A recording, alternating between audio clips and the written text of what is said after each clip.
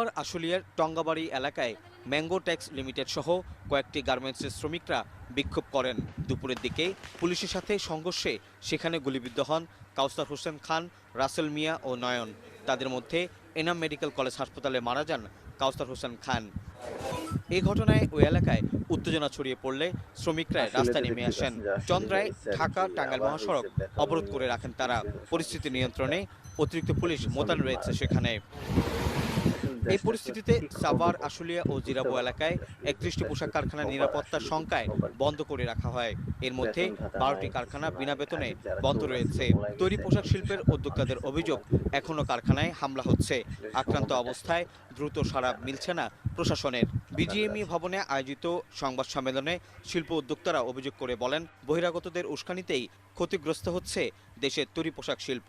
অনেকগুলি buyer অর্ডারগুলি cancel করে দিচ্ছে। এই বায়ারটা কিন্তু আমাদের কাছে কখনো নেবে না।